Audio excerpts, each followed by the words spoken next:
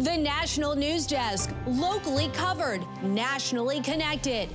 The intelligence community mischaracterized intelligence and relied on dubious, substandard sources to create a contrived false narrative that Putin developed a quote-unquote clear preference for Trump. Russiagate resurfacing. The allegations against the Obama administration gaining more momentum. Plus, the Oversight Committee, and particularly this subcommittee, has just asked for a subpoena vote to get the full release of the Epstein files. New movement on the Epstein files. The transparency pushback intensifies as a judge slows efforts to unseal more documents.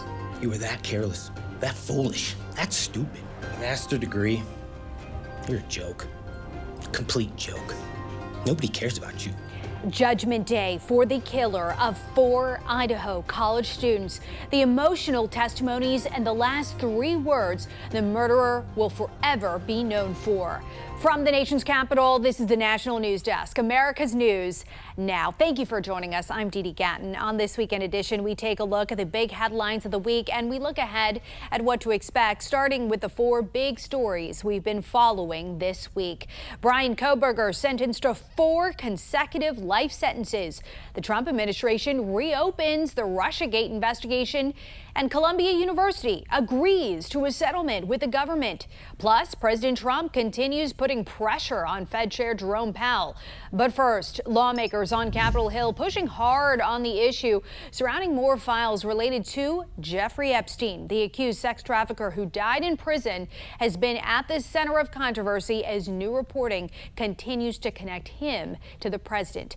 But as national correspondent Matt Gelka reports, the White House wants to move on from the story. The hunt for full transparency relating to the Jeffrey Epstein files continues on Capitol Hill. A key House Oversight Subcommittee voted to subpoena the DOJ for the files after 3 Republicans joined Democrats to back the motion. I just think it's important that the American people know what's occurred here. I think it's very important. I will be supporting it, but it's very important that we protect victims. Other subpoenas from the committee include one for Ghislaine Maxwell, a former Epstein girlfriend and co-conspirator currently serving 20 years for sex trafficking, along with subpoenas requesting Epstein documents from former President Bill Clinton and Hillary Clinton. The committee's chairman says they'll move quickly. Republicans on the House Oversight Committee have been very interested in this Epstein ordeal for weeks now, and I told Mike Johnson that our members wanted to pursue that, so it's not like there was any cover-up from the Republicans on the House Oversight Committee, because our guys really want to know. The subpoenas are another sign the Epstein issue isn't going away. New reporting saying Attorney General Pam Bondi told President Trump back in May his name appeared multiple times in unreleased files added fuel to the story. The White House has called it fake news, while Capitol Hill presses on. So, it's not a surprise. Like, anybody who ever met him is going to be mentioned, quote unquote. So I don't think that's a big deal. But nor is it a reason to withhold the documents. I mean, she put them all out there. Deputy Attorney General Todd Blanche met with Maxwell in Tallahassee, Florida Thursday. In a statement earlier in the week, Blanche said in part, President Trump has told us to release all credible evidence. If Ghislaine Maxwell has information about anyone who has committed crimes against victims, the FBI and the DOJ will hear what she has to say. The subpoena from the House Oversight Committee calls for Maxwell to appear on August 11th. She's continuing to appeal her sex trafficking conviction and has asked the Supreme Court to review her case, something the DOJ has asked the justices not to do. Reporting in Washington, I'm Matt Gelka for the National News Desk, America's News Now. Defense Secretary Pete Hegseth's texts on Signal previewing upcoming U.S. bombings in Yemen came from classified emails appearing to contradict claims he made under oath earlier this year. That's according to the Washington Post, citing the Pentagon's independent watchdog. The messages were posted in at least 2 group chats. Plans about the strike were reportedly shared with more than a dozen administration officials, plus his wife and brother. The Pentagon is standing by its assertion that no classified information was shared. A federal appeals court ruled this week that the executive order ending birthright citizenship is unconstitutional. The ruling affirms a lower court decision that blocked its enforcement nationwide, setting the stage for the case to be kicked back to the Supreme Court. Upon taking office, President Trump ordered a ban on automatic citizenship for children born on American soil to parents without legal status. Critics say the order violates the 14th Amendment. Columbia University has agreed to a settlement worth more than $200 million for allegedly violating the civil rights of its Jewish students and faculty. This comes after months of negotiations with the Trump administration. In the settlement, the Ivy League school agrees to pay $200 million to the federal government and an additional $20 million to Jewish employees. The university also agrees to share relevant data on foreign applicants with the government and implement a ban on masked protests. In return, the government will release the hold on nearly $400 million in federal funding to the school. The Trump administration has made explosive allegations against former President Obama because of intelligence reports made under his administration that linked Russia to attempted 2016 election interference. The National News Desk, Matt Gelka, reports.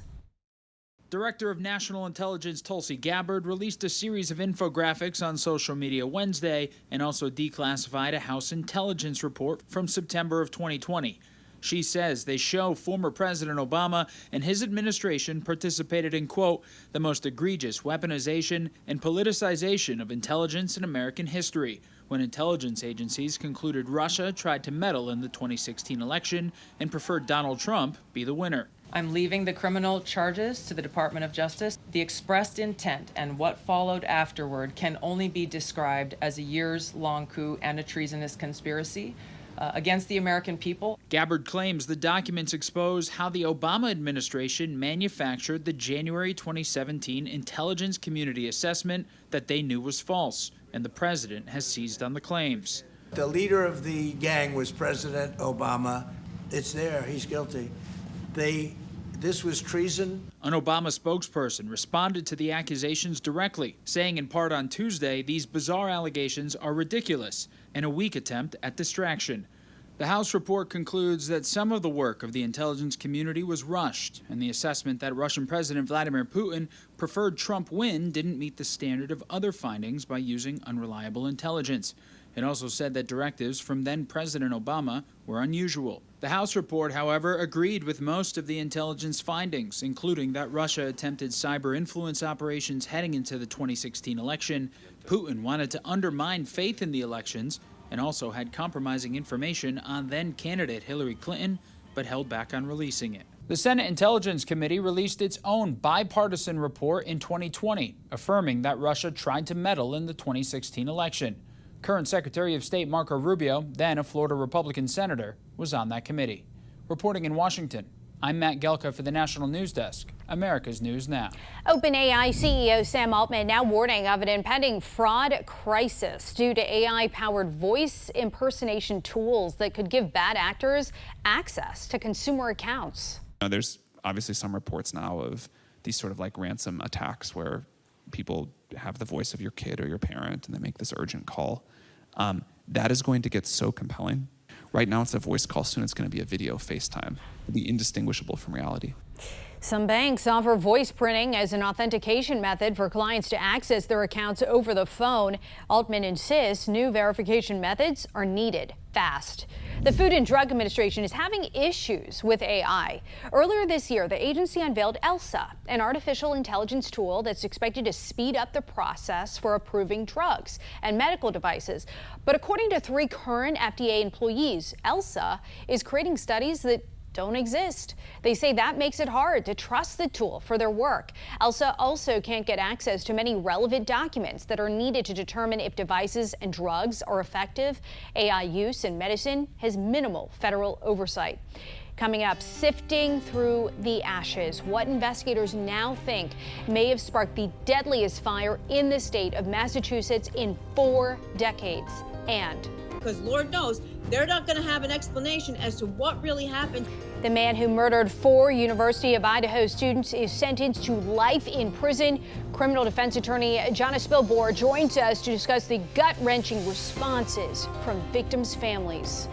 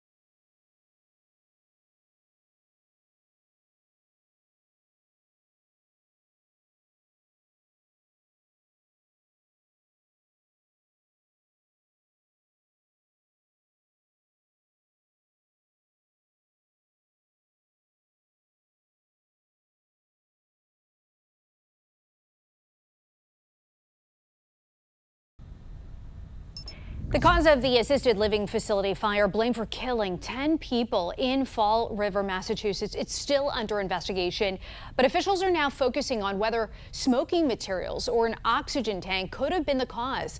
The fire chief saying medical oxygen did contribute to the fast-moving flames.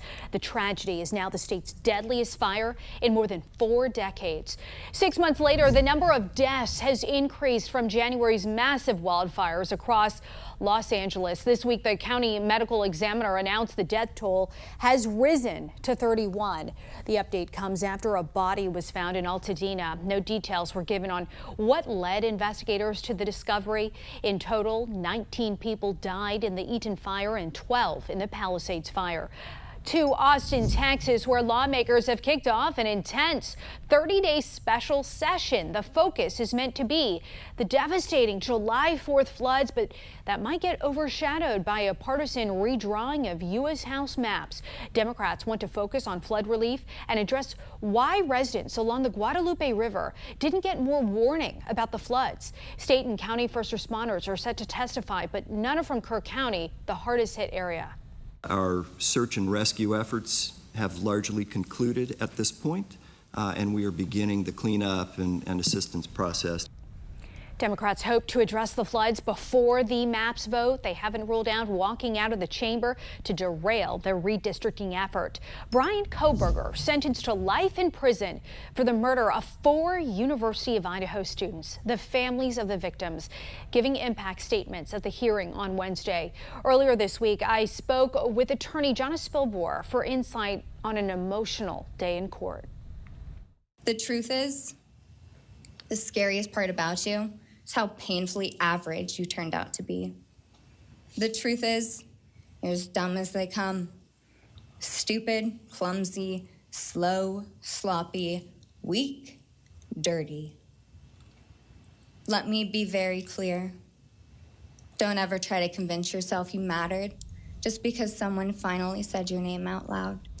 The families of the 4 University of Idaho students murdered by Brian Kohberger gave powerful and emotional statements in Kohberger's sentencing hearing today. Criminal defense attorney Jonna Spilborn joining us now to discuss. You just heard those comments there, Jonna. Listening to these statements today, it was gut-wrenching. What was going through your mind, seeing and hearing from these families? It was hard not to be emotional just listening to these families, but I was really struck by a couple of things. First, how unemotional Brian Kohberger was. He didn't blink, he didn't sniffle, he didn't shed a tear. He was a deer in the headlights. It's almost as if it were a performance, like he tuned these poor people out. And the other thing that really struck me is they were truly trying to do with their words to him what he did physically to their loved ones. And because he showed nothing, I feel like this poor family almost got smacked in the face by his lack of emotion. But the good news is, in this case, the victim impact statements were not going to change the ruling. The sentence was going to be what it's going to be. So for the families and the friends who spoke, just getting it out hopefully brought them some sense of peace, because Lord knows they're not going to have an explanation as to what really happened to their friends and family members. Maybe never, but certainly not for a long time to come. I'm glad you mentioned that. Brian Kohberger had the chance to explain why he targeted the victims. He declined. Could he ever make a statement?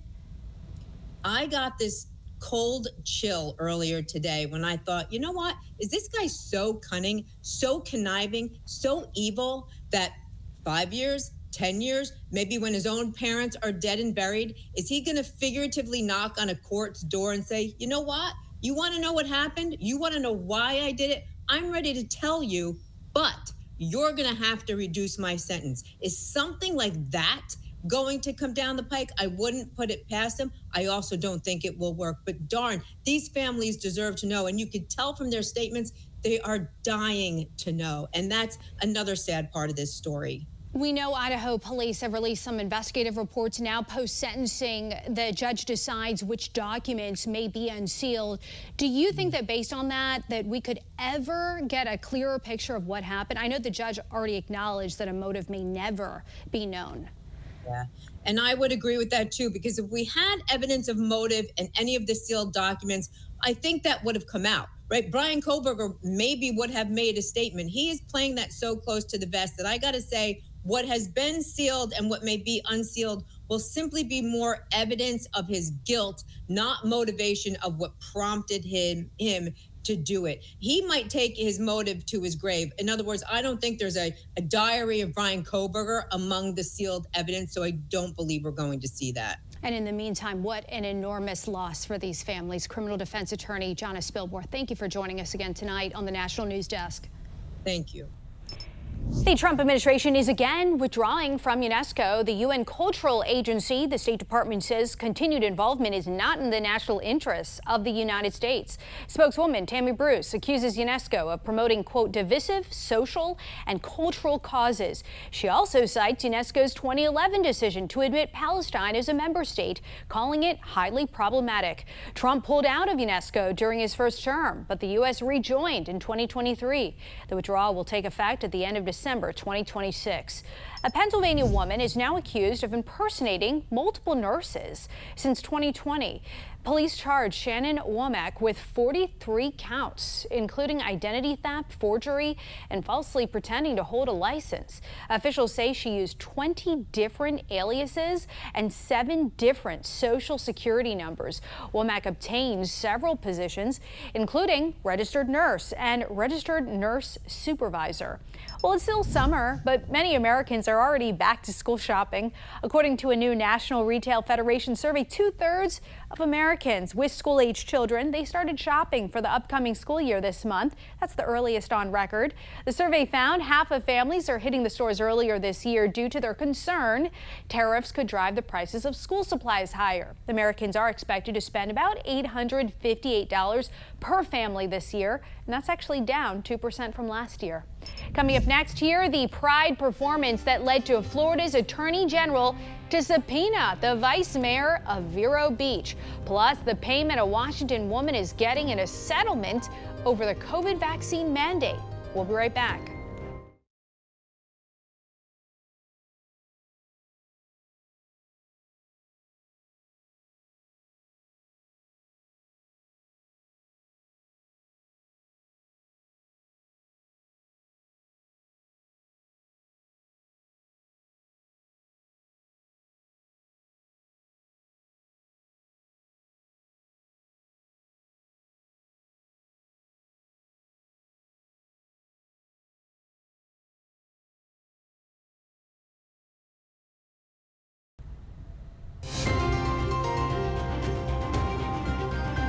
The National News Desk, a team of reporters, is bringing you the headlines from coast to coast. We're taking the pulse of America, and we start in Washington, where a woman has received a huge settlement in a COVID vaccine mandate lawsuit. Marina Shindrook believed in herself after what she describes as a deep betrayal. The city terminated this former Seattle 911 police communications supervisor over the COVID-19 vaccine mandate. In August of 2021, when the city's vaccine mandate was announced, this single mother of three said she applied for and received religious exemption. Then, 5 weeks later, the 14-year SPD veteran was told she didn't comply with the mandate. She said she was told she was unable to perform her job duties safely without being a hazard to other people. Tomorrow's the last day. That's it. It was surreal. She slapped the city with a lawsuit. She's relieved it's over, says it's been a constant ongoing legal struggle for nearly 4 years, but she insists the $875,000 settlement isn't about the money. A pride celebration now under scrutiny for what Attorney General James Uthmeier says was a sexualized performance in front of children. This video was taken the night of the Pride Tea Dance at Kilted Mermaid, a wine bar owned by Vero Beach Vice Mayor Linda Moore. The event was marketed on social media to all ages.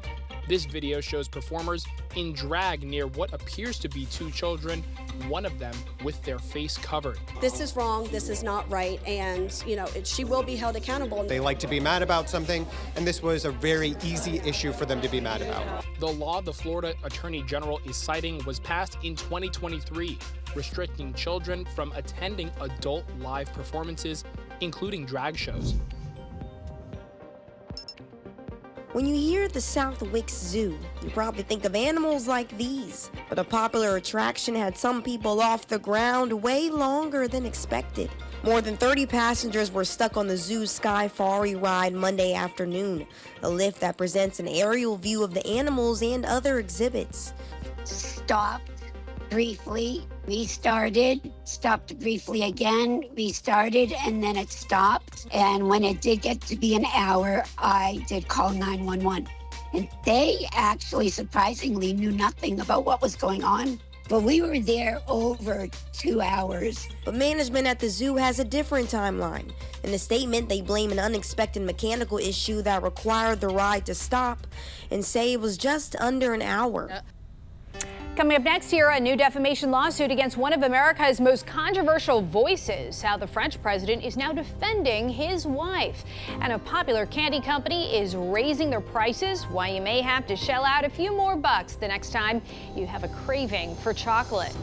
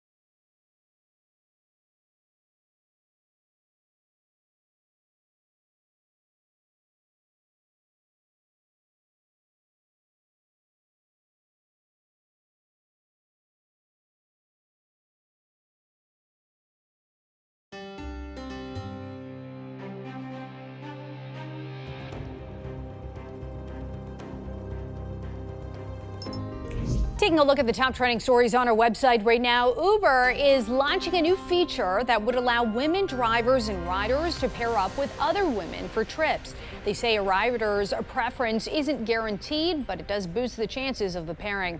Also, rapper Snoop Dogg took on a new role as a Raising Cane's employee just outside of Las Vegas this week. He was seen taking orders and serving chicken fingers in anticipation of National Chicken Finger Day on Sunday. And wrestling legend Hulk Hogan has died at 71 years old. He is one of the most recognizable stars in WWE history and played a big role in turning the company into what it is today. Those stories and much more available right now at thenationaldesk.com. This week, the world also lost two other prominent people in the entertainment industry. Monday, actor Malcolm Jamal Warner, best known for his Emmy-nominated role on The Cosby Show as Theo Huxtable, tragically drowned in Costa Rica on vacation with his family. He was only 54 years old. Then on Tuesday, Ozzy Osbourne died. He's best known for being the frontman of the band Black Sabbath, and then as a reality TV star with his family. He was diagnosed with Parkinson's disease in 2020. He was 76 years old. French President Emmanuel Macron and his wife Brigitte filed a defamation lawsuit against podcaster Candace Owens. Owens repeatedly claimed that Brigitte is a man. According to the complaint, Owens released a YouTube video named "Is France's First Lady a Man?" this year. She posted more videos, including a series titled "Becoming Brigitte." Johanna Foods says major U.S. supermarkets could mark up orange juice prices by up to 25%. The business is now suing the Trump administration over tariffs threatened on Brazilian imports. They say the threatened 50% tariffs would cost the company nearly $70 million. The company supplies retailers like Aldi, Walmart, Sam's Club, Wegmans, and Safeway. According to the U.S. Department of Agriculture, Brazil supplies more than half of America's orange juice. The Hershey's Company chocolate products are about to be a little pricier. The culprit, the rising cost of cocoa. According to a company spokesperson, the increase will be a percentage in the lower double-digit range. This is part of a larger trend of growing ingredient costs. Hershey says 75% of its products are available for under $4, and they will continue working to keep it that way. Still to come, the UN reaches a landmark decision on climate change, how new U.S. policies may soon violate international law. You're watching the National News Desk, America's News Now. You can catch us live weekdays from 6 a.m. to 11 a.m. and 10 p.m. to midnight Eastern Time, and anytime online at thenationaldesk.com. We'll be right back.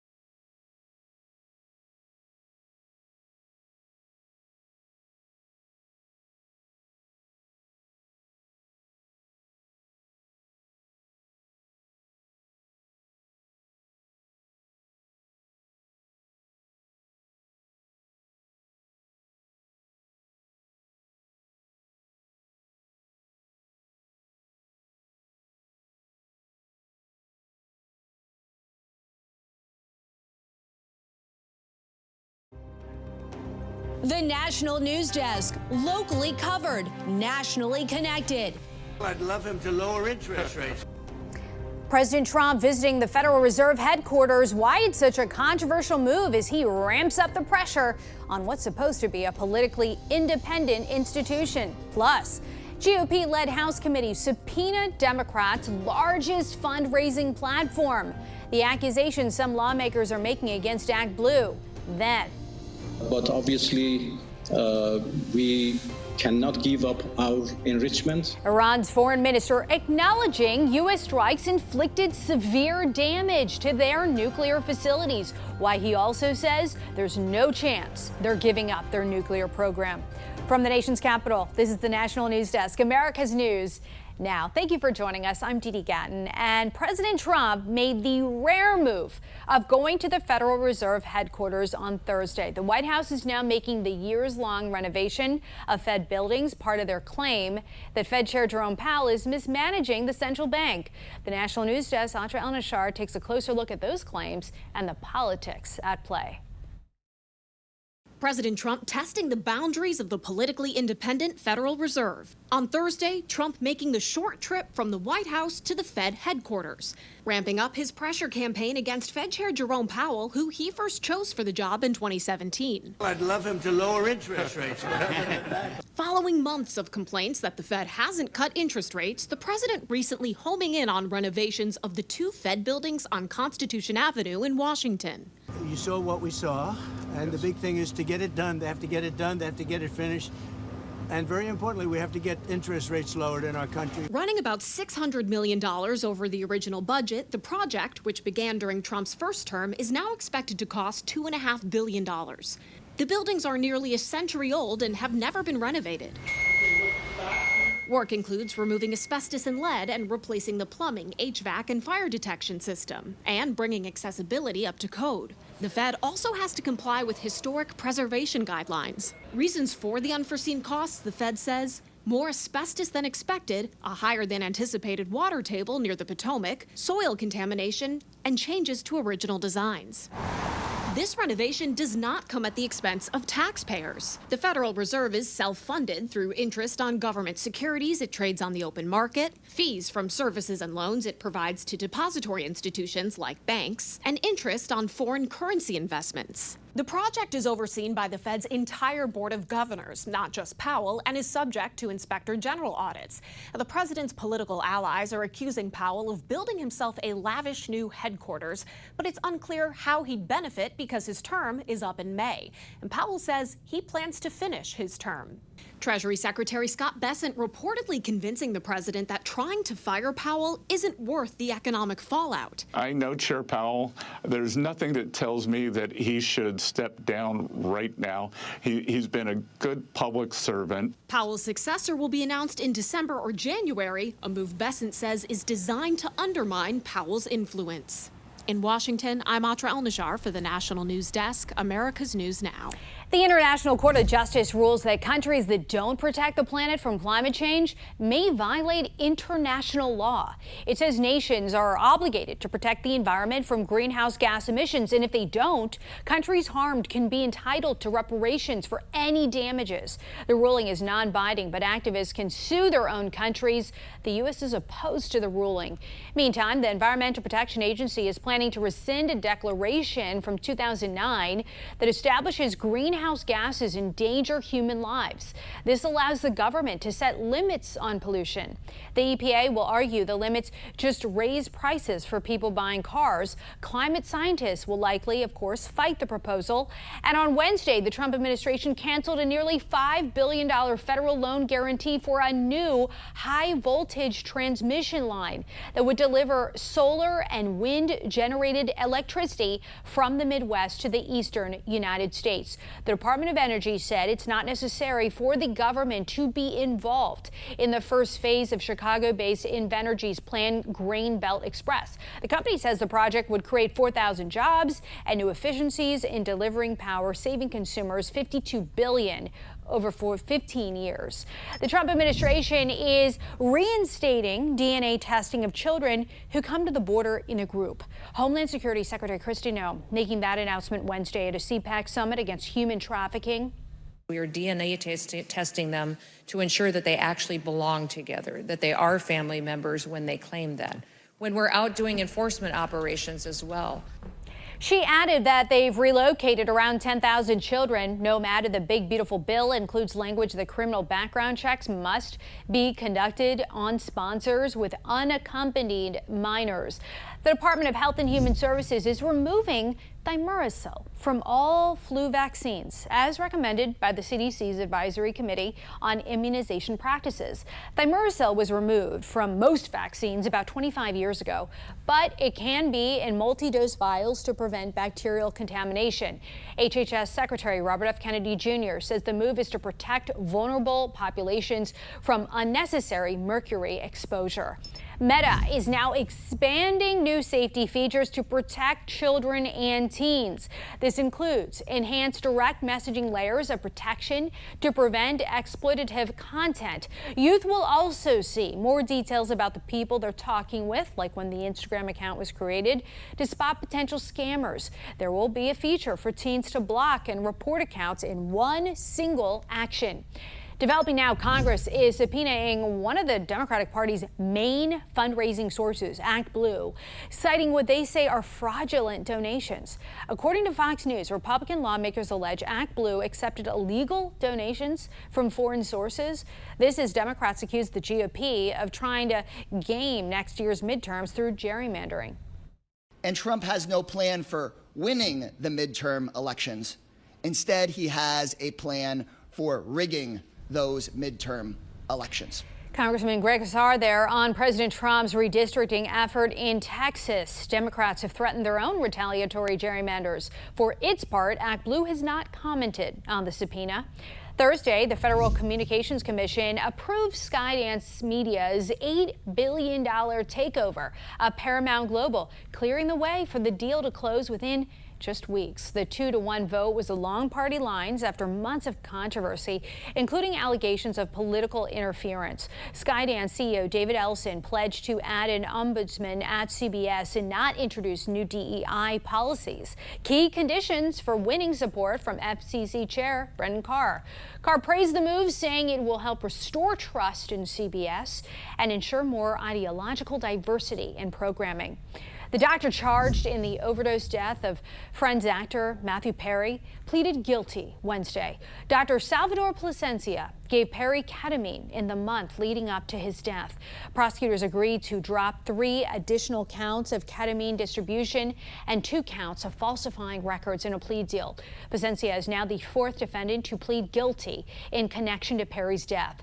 New details: the foreign minister of Iran says his country will never give up its nuclear program, even as he acknowledges the severe damage caused by American strikes on their nuclear facilities last month. The National News Desk, Acha El-Nashar reports. It's been a month since Operation Midnight Hammer, the U.S. military strikes on 3 Iranian nuclear facilities featuring the first practical use of 30,000-pound bunker-busting bombs. U.S. intelligence officials and global atomic experts are still assessing the damage. Now, Iran's foreign minister Abbas Araghchi is giving new insight. Our facilities have been damaged, seriously damaged. The extent of which is now under evaluation by our Atomic Energy Organization. But as far as I know, they are seriously damaged. Araghchi says their atomic officials are still working to determine what's left of their enriched uranium stockpile. Last week, several outlets reported new U.S. intelligence that the Fordo site was mostly destroyed. The damage done to the other 2 sites, Natanz and Isfahan, was less severe but could take years to rebuild. The Pentagon calling the reporting false, standing by what President Trump has claimed since the strikes were carried out. It was obliterated. You know, I used that term. They said, well, maybe that's too much. I said, no, turned out it was more than obliterated. Araghchi acknowledges their nuclear program is paused. But obviously, we cannot give up our enrichment because it is an achievement of our own scientists. And now, more than that, it is a question of national pride. He says the U.S. strikes are proof there is no military option for eliminating his country's nuclear capabilities. The technology is there, the scientists are there, you know, the people who have run these facilities are there. Buildings can be rebuilt, you know, facilities can be rebuilt, machines can be, replaced. Because the technology is there. As for the future of talks between the U.S. and Iran, Araghchi says Iran prefers indirect negotiations and only if the U.S. halts its objective of seeing Iran give up its enrichment capability. In Washington, I'm Acha El-Nashar for the National News Desk, America's News Now. Palestinian activist and Columbia graduate Mahmoud Khalil was finally released on bail, ending his 3-month detention in June. He had been detained by ICE and became a focal point during campus protests. Here he is this week in an interview with CNN when asked if he specifically condemns Hamas. Listen. I condemn the killing of all civilians, full stop. But what I don't want to get into is no, I'm very clear with condemning all civilians. I'm very straight in my position in that part. But it's disingenuous to ask about condemning Hamas while Palestinians are the ones being starved now by Israel. I hate this selective outrage of condemnation, because this is not, this wouldn't lead to a constructive conversation. The Trump administration accused him of siding with Hamas, but as of now, the court says they provided no substantive evidence of his support for the group. Khalil says he is against any form of discrimination, including anti-Semitism. So to come, our team of correspondents breaks down this week in Washington, from the president's ongoing dispute with the Fed chair to Columbia University's settlement with the government.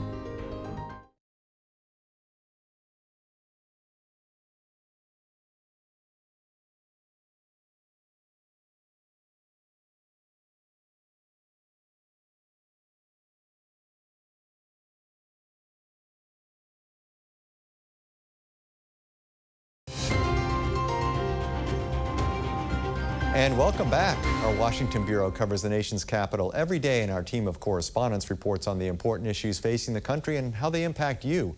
President Trump's crusade against the chairman of the Federal Reserve took a curious turn this past week when Trump made a rare presidential visit to the independent Fed's headquarters. National correspondent Audra Elnishar, what was that visit all about, and how did things get to this point? Yeah, Steve, this is really about, again, the president ramping up pressure on Fed Chair Jerome Powell because the president is unhappy that interest rates have not been cut yet in his second term. Of course, the Fed says they're waiting to cut rates until they see the effects of tariffs play out in the economy. That's likely not going to be for a few more months. So the renovation of these two Federal Reserve buildings has been going on for years. It's gone over budget by about $600 million and is now expected to cost $2.5 billion. There are all kinds of reasons for that. A couple are inflation. There's a lot of asbestos, high water table. They also have to adhere to all kinds of historical guidelines. But so what we saw this week was President Trump make the very rare move of actually physically going to the Fed headquarters, and Fed Chair Jerome Powell was with him, and something remarkable happened. So remember that $2.5 billion figure that was cited? Well, President Trump at the last minute tried to say that it was $3.1 billion. And in front of all of the cameras, he brought out that number with Fed Chair Jerome Powell standing right next to him, sort of putting Fed Chair Powell on the spot. And Powell said, no, that's incorrect. So Trump pulled out this estimate that he had and handed it to Powell. And Powell pointed out, no, you've added a third building on there, a building that was renovated and completed years ago. So it was a remarkable real-time fact check and political clash between these two figures. But overall, the president here and his allies are trying to accuse Powell of trying to benefit from this lavish renovation of this new Fed headquarters. But Powell's term ends in May, and the renovation's not going to be done until well past then. And Powell says he fully intends to finish that term. But here's something that Treasury Secretary Scott Bessent said earlier this week. Chair Powell will be leaving next May. We will probably be announcing the new nominee either December, January, and from that point on, the markets will be listening to the future Fed chair. So clearly a move intended to undermine Powell's influence, at least with the markets. So Powell, again, determined to stay on till May, but his life, at least in the public spotlight, is not going to be easy. Yeah, interesting. The White House and the Fed a mile apart on the map, but the president and Powell miles apart on interest rates and this renovation. Audra Elnishar, thank you. Meanwhile, another Trump crusade, the one against some colleges and universities, resulted in a massive settlement with one Ivy League school. National correspondent Christine Frizzau, why was Columbia University targeted by the Trump administration, and what did the school agree to in its settlement with the federal government this past week? Yeah, so Columbia was targeted for a few reasons. First, remember, this was the tip of the spear when it came to those campus protests opposed to Israel's war in Gaza. The Trump White House called those protests anti-Semitic and said the actions made Jewish faculty and students feel unsafe, and therefore they were civil rights violations. President Trump also took issue with what he saw as the use of diversity, equity, and inclusion for the hiring and admissions. He says that goes against Title IX, and this is a common thing that we've heard with him, not just at Columbia, but for other schools. So Columbia agreed to pay $221 million in this settlement. There is an agreement with all sorts of stipulations. It didn't take responsibility for violating civil rights, for example, but by doing this, it now has access to $400 million that were frozen in the past. They want to get back to their research, get back to kind of what they've been working on. I have to say that after this happened, the White House was celebrating, really treating this as a victory, and they say they hope this isn't the first.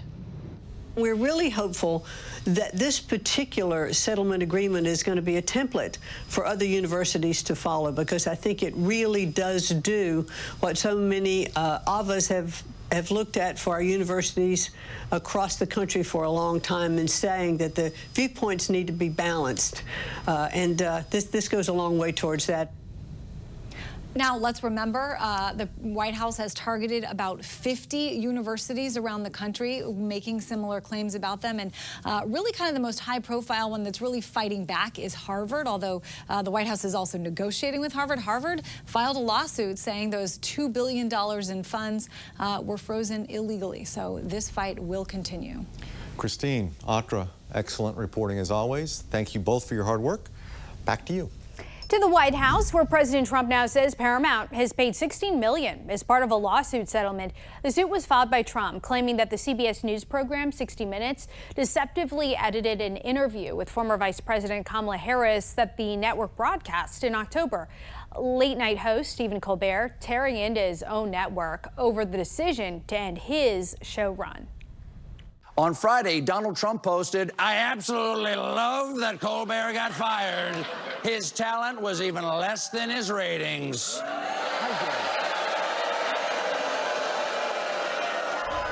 How dare you, sir? And Colbert vowed to only ramp up his criticism of the settlement with Paramount now that his time on CBS was nearing the end. Colbert accused CBS of leaking financial figures to the press, alleging his show was losing upward of $40 million a year as a justification for axing the franchise. President Trump signed an executive order prohibiting third-party pay-for-play payments to college athletes. However, the order does allow some endorsement deals. The order also mandates clarification on whether college athletes can be considered employees of the schools they play for. While the order sets out the administration's policies, it did not lay out a specific enforcement mechanism. More than 630,000 Frigidaire branded mini fridges, take a look right here, they're being recalled due to a potential fire hazard. The Consumer Product Safety Commission says internal electrical components can short circuit and ignite the appliance's plastic housing. At least 24 related incidents have been reported. Amazon and Walmart sold the fridges from 2020 through 2023. You should toss them out and contact the manufacturer for a refund. Coming up, the millions of dollars of waste and potential fraud uncovered at preschools in the Pacific Northwest. Then the latest on plans to overhaul the nation's air traffic control system. We're back in 90 seconds.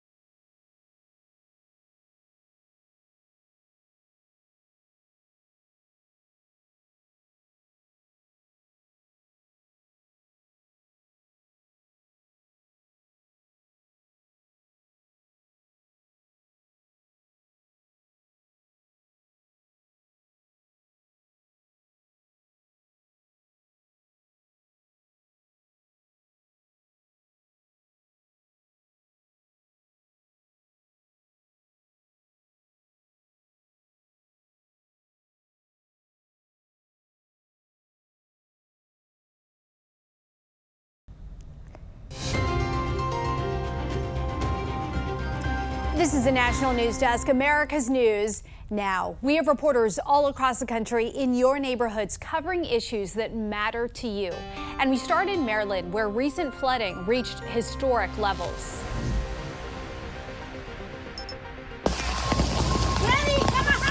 Videos of Saturday's flash floods in Montgomery County went viral. A woman being pulled from a floating car, a fire truck driving into deep water, intersections flooding during a single light cycle. And here along Sligo Creek at New Hampshire Avenue, one of the county's flood sensors measuring a rise in the water level of 14 feet. Matt Mazzarco is emergency management specialist for Montgomery County.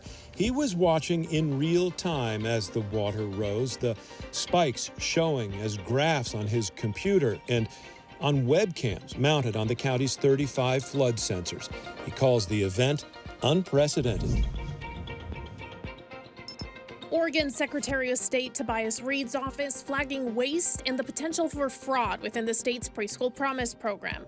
The investigation stems from a concerned citizen's complaint to Oregon's Government Accountability Hotline. The probe resulted in a management letter, or a set of public recommendations to Oregon's Early Learning Department, similar to an audit. The dive uncovered $1.4 million in payments and awards to preschool promise grantees that the Secretary of State investigators believed are wasteful because they were made to preschools with unfilled seats, schools that never opened, and preschools that were allowed to expand their program despite chronic problems with unfilled seats. The Early Learning Department declined an interview with me today. In a written statement, they say they're working on the recommendations.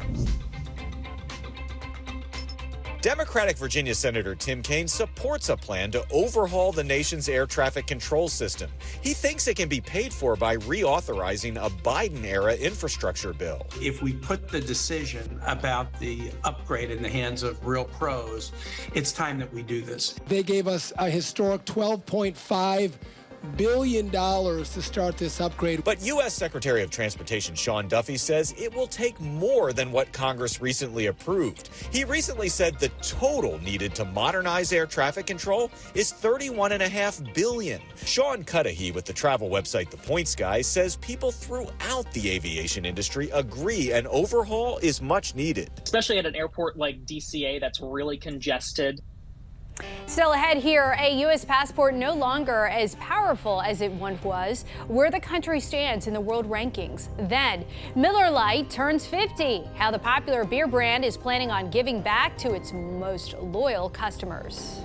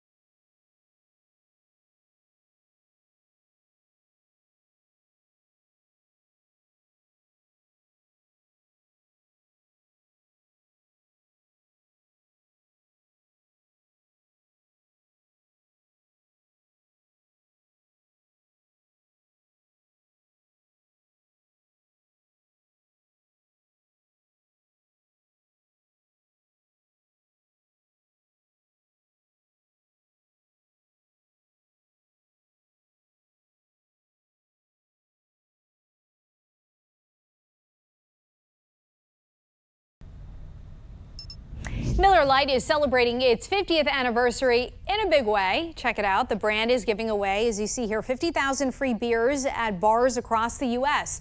They'll be offered at nearly 500 bars in more than a dozen states on August 1st, which is International Beer Day. To try to snag a free beer at a bar near you, you can check out MillerLite.com. Coca-Cola says it's releasing a new Coke made with American cane sugar this fall. The announcement came less than a week after President Trump claimed he convinced the soda company to switch to cane sugar from the cheaper high fructose corn syrup. Experts warn too much consumption of any type of sugar can lead to obesity and diabetes. The United States is now on the brink of dropping out of the top 10 ranking of the world's most powerful passports.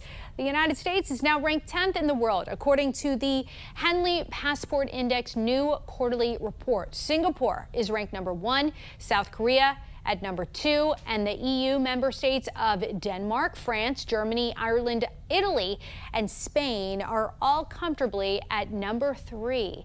That'll be all for us on the weekend edition of the National News Desk, America's News Now. Don't forget, you can catch us live from 6 a.m. to 11 a.m. and 10 p.m. to midnight Eastern Time. Check your local listings. You can also watch us online and catch up with the latest headlines on thenationaldesk.com. Thanks for watching the weekend edition of the National News Desk. I'm Dee Dee Gatton, and from all of us here, have a great week.